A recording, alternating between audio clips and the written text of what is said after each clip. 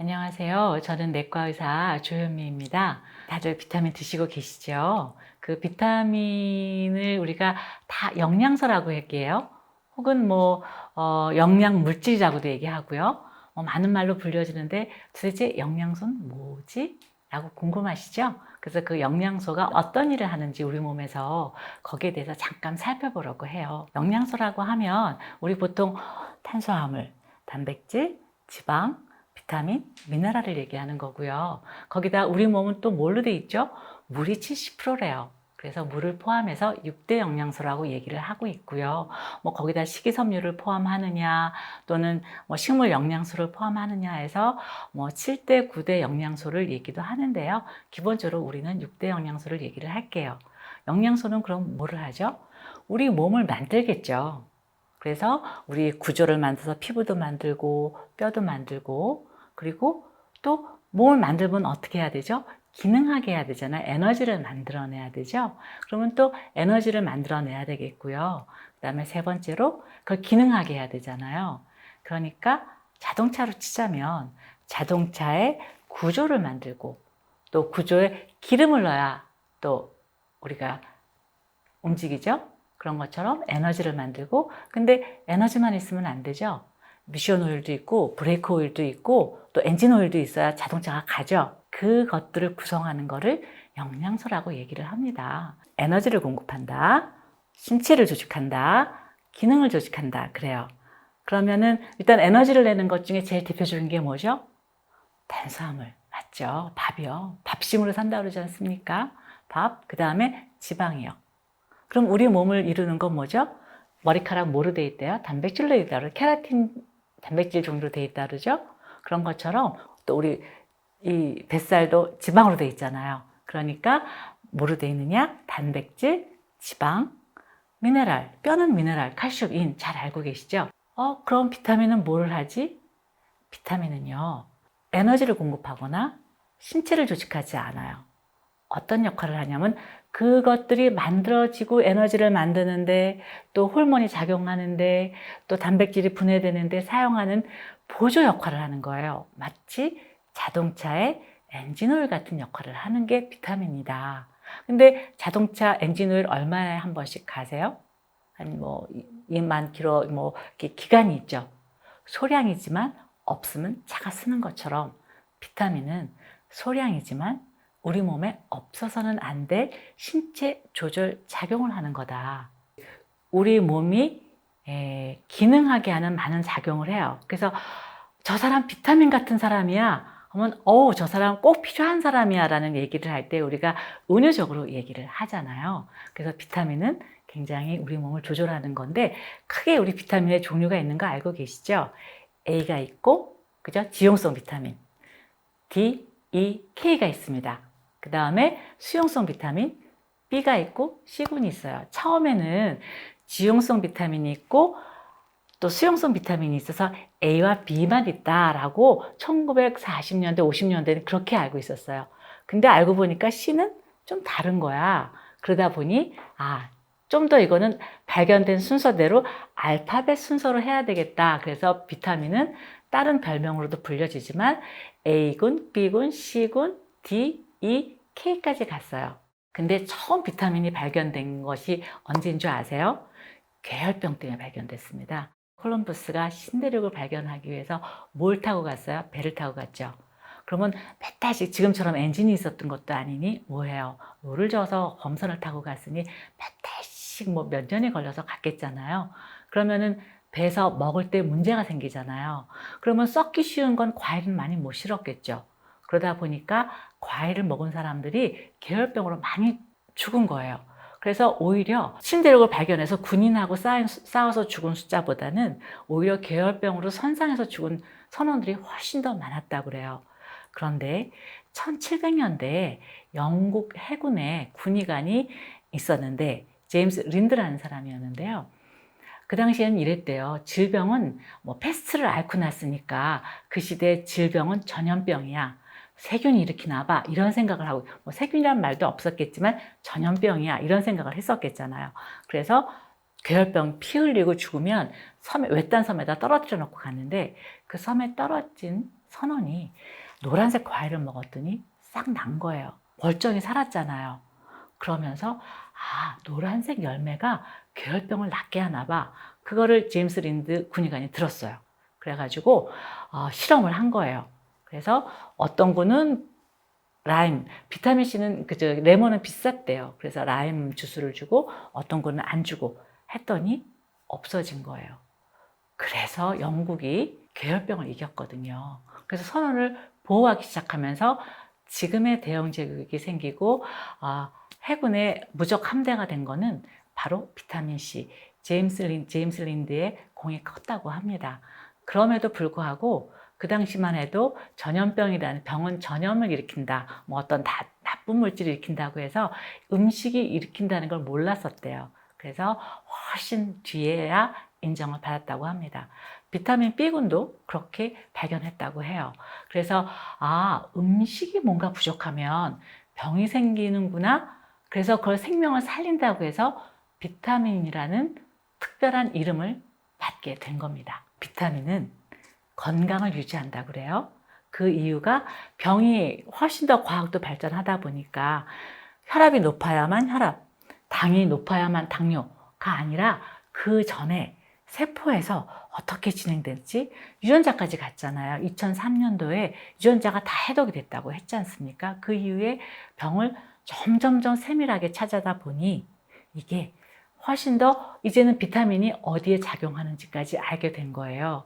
그래서 비타민의 작용이 많이 밝혀지게 되면서 정상적인 생리 기전을 할 때 정상적으로 자동차가 잘 굴러가게 하는 것처럼 정상적으로 다 하기 위해서 비타민이 생명 유지에 굉장히 필요한 거다 해서 그 이후로 1900년 초반대부터 1906년대부터 비타민이 이제 K까지 쭉 많이 발견이 된 거예요. 그리고 이제 그거를 보충해 주면서 음식으로도 보충을 해주지만 약물로 치료하기도 시작했다는 거예요. 그러니까 비타민은 뭐라고요? 많이 필요하지는 않다. 그렇지만 부족하면 병을 일으키고 신체 정상 활동도 못 일으킨다. 근데 또 많이 먹으면 또 부작용도 있다는 걸 발견하게 됩니다. 그래서 비타민의 종류에 대해서는 아마 여러분 뭐 웬만한 책자나 혹은 뭐 인터넷 같은 데서 혹은 손주나 또 자제분의 책에 보면은 많이 나와 있을 거예요. 그래서 말씀드렸지만 각 비타민은 별명이 있어요. 비타민 1은 사이아민이라고 하고 비타민 B는 리보플라빈이라고도 하고요. 뭐 비타민 A 주로 레티놀이라고도 하고요. 또 카로티노이드가 더 비타민 A가 많다고 하잖아요. 비타민 D 뭐 각종 그 별명으로 불러지지만 우리는 그냥 A, B, C, D, E, K라고 알고 있으면 되고요. 각 대표적인 기능들이 있죠. 비타민 A 부족하면 뭐요? 야맹증, 눈도 멀 수 있고요. 그죠? 비타민 B군 부족하면 각기병, 펠라그라 또 올 수도 있고요. 그 다음에 뭐 엽산 부족하면 또 산모들이 엽산이 부족하면 기형아를 낳기도 해요. 그래서 임산부가 되면 꼭 엽산, 철분 먹게 하잖아요. 일단 대표적으로 이 탄수화물, 에너지를 만들어내는 건 탄수화물이잖아요. 그 탄수화물이 어떻게 작용하는지 잠깐 보고 갈게요. 우리가 밥을 먹으면 그게 글루코스라는 포도당으로 분해되죠. 그러면 그것이 뭐가 세포로 들어가게 해요? 부족하면 병이 되는데 인슐린이요. 인슐린 부족한 병 당뇨라고 그러잖아요. 혈당이 쭉 올라가잖아요. 세포로 안 들어가는 거예요. 근데 세포로 들어가서 인슐린이 나오면 세포로 들어가고 세포로 들어간 이 포도당은 이제 우리 몸에 미토콘드리아라는 작은 소 엔진이 있습니다. 거기서 ATP라는 에너지를 만들어내는 거예요. 그 만들어내는 과정 중에 마그네슘도 필요하고 비타민 B1도 필요하고 뭐 B2, B3, 뭐 B5 뭐 이런 것들이 막 다 필요하대요. 그게 미네랄이고 그게 비타민이네. 그러니까 왜 비타민 B군 복합분이 뭐에 낫다고요? 활력을 찾을 때 필요하다고 알려져 있잖아요. 이런 이유가 있습니다. 근데 꼭 비타민 B군만 아니라 또 보시면 비타민 D 같은 경우는요. 특히 코로나 때 굉장히 이쪽에 관련된 논문들이 많았어요. 비타민 D는 우리가 햇빛을 받아서 우리가 스스로 만들어내지만 요즘 다 선크림 바르시죠. 또 유리창에 다 실내에 계시잖아요. 또 아파트는 높아서 햇빛이 잘 들어오지도 않아요. 미세먼지 때문에 창문도 안 열어요. 그러면 그렇게 받은 햇빛은 우리 몸에서 비타민 D를 못 만들어냅니다. 그러다 보니 비타민 D가 부족하면 우리는 그냥 골다공증이라고 알고 있지만 알고 보니 면역, 우울증, 뭐 각종 당뇨 대사에도 다 관여를 한다는 거예요. 그래서 이러한 것들을 우리가 이제는 어떻게 보면 현대 사회를 살아가면서 단지 이것이 식사로 다 보충될 거야, 과일로 다 보충될 거야 하는 데서 좀 한번 의심을 가져야 될 시기가 된 것 같아요. 그리고 말씀드렸듯이 우리 몸은 미토콘드리아에서 포도당이 들어가서 ATP를 만들어낸다고 그러잖아요. 그때 어쩔 수 없이 활성산소가 나온다고 합니다. 보통 산소 호흡을 우리가 못하면은 5분 안 죽어도 우리가 벌써 사망한다고 그러잖아요. 그 이유는 에너지를 못 만들어내서인 거예요. 그렇다면은 산소가 들어가서 좋은 일도 하지만 에너지도 만들어내지만 활성산소를 만들어내거든요. 그걸 처리해야 되잖아요. 그 처리하는데 우리 몸에서는 3개의 큰 활성산소군 삼형제가 있다고 얘기를 했어요. 그런데 그 활성산소를 이렇게 하는 뭐 SOD라든가 카탈라자라든가 글루타치온, 페옥시다제라는 뭐 다 잊어버리셔도 돼요. 하여튼 삼형제가 있다고 칩시다. 근데 이것만으로 부족할 때 그 활성산소를 없애는 게 대표적으로 A, C, E요. 그래서 이러한 것들이 활성산소를 제거를 하면 우리가 모든 질병으로부터 자유롭게 하고 또 면역도 증강하는 거네요. 여러분 종합영양제라는 걸 보면 되게 이렇게 성분을 읽어보시죠. 혹시 안 읽어보셨다면 효과만 보지 마시고요. 도대체 어떤 게 있는지 한번 읽어보세요. 거기 쭉 나와 있으면 마그네슘도 있고 뭐 철분도 있고 셀레늄도 있고 뭐 그런 게 있어요. 그래서 우리 몸에는 대량 미네랄 굉장히 중요한 거, 자, 뭐 뼈를 이루는 칼슘, 뭐 포타슘 뭐 이런 것들이 있고 또는 소량 미네랄 그렇게 많이 필요하지 않지만 꼭 필요한 미네랄들이 있습니다. 그렇게 나누어져서 아까 비타민처럼 그렇게 조효소 역할을 우리가 하는 것들인데요. 그런 것들이 음식으로 먹는 걸로는 부족하기 때문에 이것들을 외부에서 보충해 줘야 된다라고 얘기하는 이유가 말이죠. 요즘 식습관이 너무 바쁘시잖아요. 삼시세끼 몇 첩반상 차려놓고 먹는 분 많지 않죠. 점심 거르고 샌드위치나 빵이나 혹시 거르고 드신다거나 특히 요즘 열심히 일해야 되는 이제 공부해야 되는 아이들 같은 경우도 너무 바빠서 제때 뭐 편의점에 가서 삼각김밥 하나 먹고 그러다 보니까 식습관이 나쁘게 들이잖아요. 거기다 이렇게 바쁘게 살다 보니까 어쩔 수 없이 식생활이 나빠지니까 다양한 영양제가 필요할 수밖에 없고요. 또 음식물이 불충분한 사람도 있죠.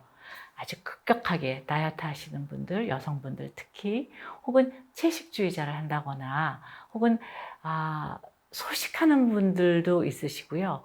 또는 영양제가 더 필요하신 분도 있어요. 임신부라든가 또는 스트레스 많이 받는 분들이라든가 이런 분들은 영양제가 당연히 필요하겠죠. 그리고 요즘은 암 환자들이 있다 보니 위를 절제한다거나 장을 절제해서 흡수 자체가 안 되는 분들 또는 과음, 흡연하시는 분들도 역시 영양제가 더 필요할 수 있어요. 그리고 만성질환을 앓는 분들은 기본적으로 활성산소들이 많이 나오기 때문에 그걸 우리가 먹는 음식으로 다 제거하기는 힘든데 이런 분들한테 영양제를 드리면 훨씬 더 병의 경과도 더 잘 유지할 수 있다고 그래요. 그래서 이런 분들 때문에 영양제를 드셔야 되는데 실제로 2015년도에 질병관리본부에서 65세 어르신을 대상으로 영양을 얼마나 드시는지 조사를 했어요.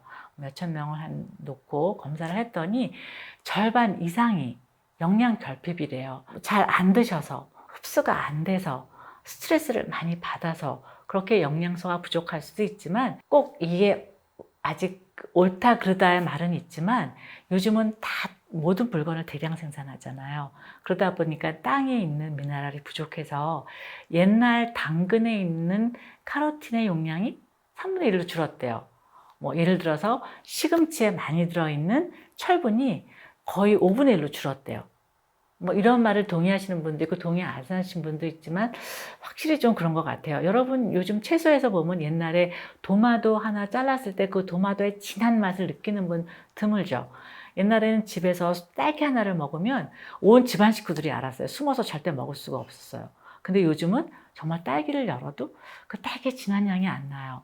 특히 쑥이나 뭐 예를 들어서 두릅 같은 것도 쑥향도 훨씬 이게 다 따온 건데도 뭔가 냄새가 그만큼 안 난다는 건 그만큼 영양분이 줄었다는 얘기일 수도 있는 거예요. 거기다가 장기, 다른 마트에서 한동안 좀 보존을 하잖아요.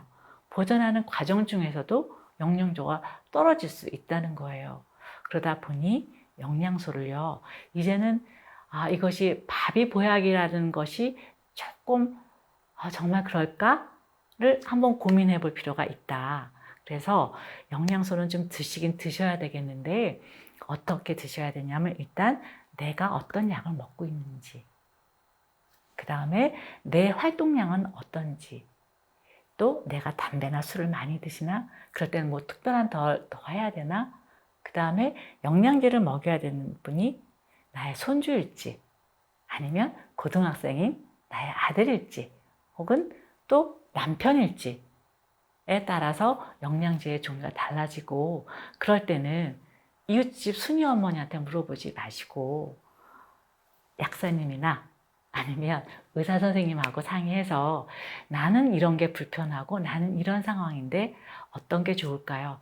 그래요. 의사 선생님 조금 바빠서 밥이 보약이지라고 하실 수 있어요. 아니면 좀 주변에 우리 간호사 선생님도 있고 또 약사님도 계시잖아요. 약을 잘 아는 분하고 꼭 상의하셔서 약을 선택해서 드신다면 훨씬 나한테 꼭 필요한 영양제를 드실 수 있지 않을까 싶고, 요즘은 그래서 영양제는 드셔야 되겠지만 좀 더 슬기롭게 나의 처지에 맞게 경제적으로 약을 골라야 되는데요. 또 이런 거 있습니다. 제가 드리는 팁은요. 의사들은, 그럼 의료인들은 무슨 영양제를 먹나 봤어요. 그랬더니 1위가 종합영양제고요. 2위가 유산균이래요. 이 정도는 먹어봐야 되겠어 라고 생각을 해볼 수 있겠잖아요. 그래서 한번 이런 기준으로 여러분이 영양제를 선택하시고 또 여러분의 삶을 좀 더 활력 있게, 또 질병을 앓는다면 질병을 그냥 고혈압, 당뇨약만 먹어서 낫는 게 아니라 본인이 적극적으로 가담해서 이런 걸 챙기다 보면 나한테 관심이 더 갈 거고, 그러다 보면 꼭 의사 선생님한테 물어보지 않아도 스스로 내 몸이 얘기하는데 귀를 기울여질 수 있지 않을까? 그렇다 보면 더 건강한 생활을 하실 수 있지 않을까 하는 게 저의 조언입니다. 오늘은 여기서 마무리 짓도록 할게요.